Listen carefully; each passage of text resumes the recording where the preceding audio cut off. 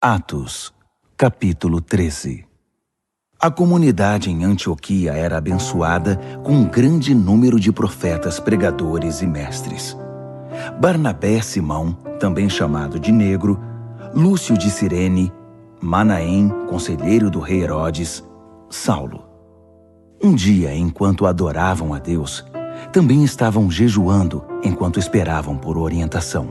O Espírito Santo disse: comissionem Barnabé e Saulo para a obra que determinei que fizessem. Eles obedeceram. Naquele ambiente de fervor, obediência, jejum e oração, impuseram as mãos sobre os 2 homens e os despediram. Guiados pelo Espírito Santo na nova tarefa, Barnabé e Saulo desceram a Seleucia e pegaram um navio para Chipre. A primeira coisa que fizeram quando chegaram a Salamina foi pregar a palavra de Deus nas sinagogas da cidade. João estava com eles como auxiliar. Eles viajaram pela ilha e em Pafos encontraram um mago judeu que havia conquistado a confiança do governador Sérgio Paulo, homem inteligente que não se deixava enganar com facilidade. O nome do mago era Bar-Jesus, um homem que não merecia confiança. Desejoso de ouvir a palavra de Deus, o governador convidou Barnabé e Saulo. Mas o sabe-tudo, pelo menos ele se julgava assim, provocou um tumulto, tentando impedir a conversão do governador.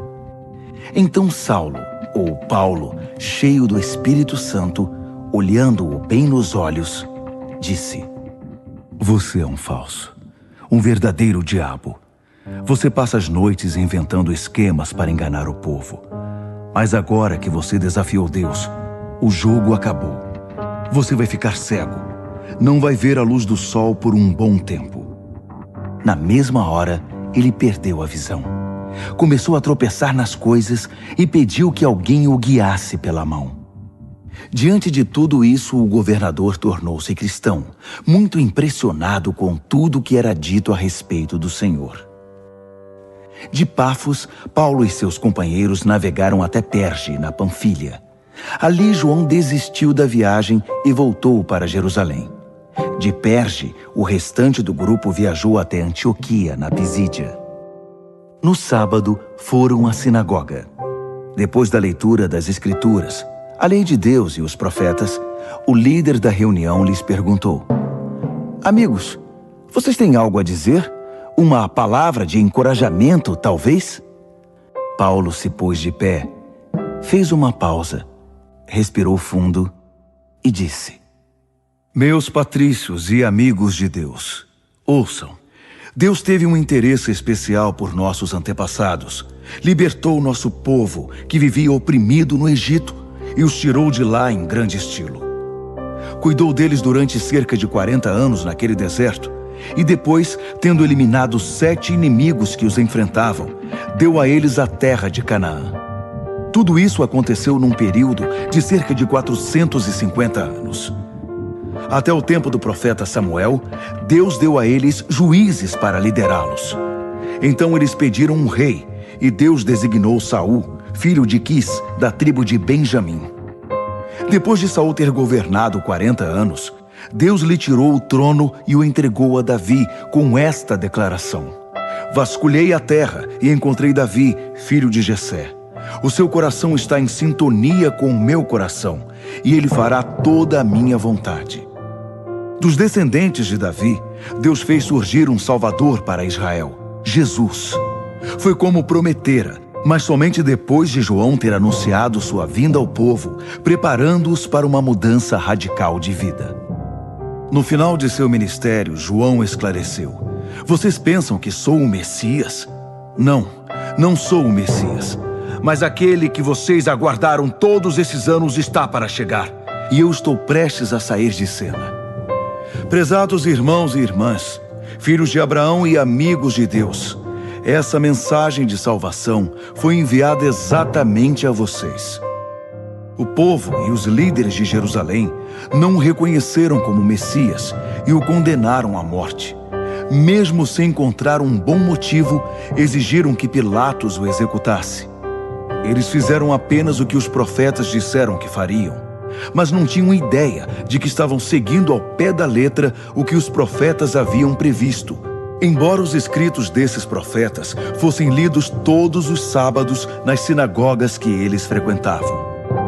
Depois de terem feito tudo o que os profetas haviam previsto, eles o tiraram da cruz e o sepultaram. Deus então o ressuscitou dos mortos. Não há dúvida, ele apareceu várias vezes e em vários lugares aos que o haviam acompanhado por anos na Galileia. E essas pessoas continuam a dar testemunho de que ele está vivo. Agora, estamos hoje aqui trazendo a boa notícia a vocês. A mensagem que Deus prometeu aos pais tornou-se real para os filhos, para nós. Ele ressuscitou Jesus exatamente como está escrito no Salmo 2. Meu filho, meu próprio filho, hoje eu o celebro. Quando ele o levantou dos mortos, fez isso de modo definitivo. Ele não vai voltar a morrer e se decompor, porque Isaías afirmou: vou dar a todos vocês as bênçãos prometidas a Davi. Essa é também a oração do salmista. Tu não vais deixar que teu santo se decomponha e apodreça. Depois de cumprir a missão para a qual Deus o designou, Davi morreu e está sepultado há muito tempo, e seu corpo se decompôs. Mas aquele que Deus ressuscitou não se decompôs. Quero que vocês saibam, meus prezados, que é por causa do Jesus ressuscitado que o perdão dos pecados pode ser prometido a vocês. Ele realiza, naqueles que creem, tudo o que a lei de Moisés nunca pôde realizar. Mas qualquer um que crê no Jesus ressuscitado é declarado bom e justo diante de Deus. Não façam pouco caso do que estou dizendo. Não queiram que a palavra do profeta se aplique a vocês. Cuidado, cínicos. Olhem bem. Observem o mundo de vocês se despedaçar. Vou fazer algo bem diante dos seus olhos em que vocês não vão acreditar, ainda que estejam vendo. Quando a reunião acabou, Paulo e Barnabé foram convidados a pregar no sábado seguinte. Depois que a maioria do povo se dispersou, alguns judeus reconvertidos ao judaísmo vieram reunir-se com Paulo e Barnabé, que os exortaram numa longa conversa a ficar firmes na nova vida que estavam começando a viver na graça de Deus. No sábado seguinte, praticamente a cidade inteira foi ouvir a palavra de Deus.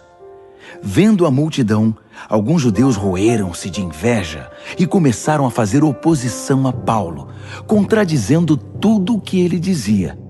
Um espetáculo deprimente. Mas Paulo e Barnabé ficaram firmes e declararam: era necessário que a palavra de Deus fosse pregada primeiro a vocês, judeus. Mas como vocês não querem nada com ela, deixando claro que não abrem o coração para a vida eterna, a porta está aberta aos de fora. Vamos prosseguir neste caminho, obedecendo às ordens de Deus, que disse: eu o estabeleci como luz às nações. Você proclamará salvação aos 4 ventos e pelos 7 mares. Quando os de fora, isto é, os que não são judeus, ouviram isso, mal se seguravam de tanta alegria. E todos os que estavam destinados à vida plena depositaram a confiança em Deus. Eles honraram a palavra de Deus, recebendo essa vida. E a mensagem se espalhou como fogo incontrolável por toda a região. Alguns judeus convenceram as mulheres mais respeitadas e os homens de alta posição na cidade de que o agradável estilo de vida deles estava ameaçado. Alarmados, forçaram Paulo e Barnabé a sair da cidade. Os 2 discípulos deram de ombros e foram para a cidade seguinte, Icônio. Estavam felizes, transbordantes de alegria e do Espírito Santo.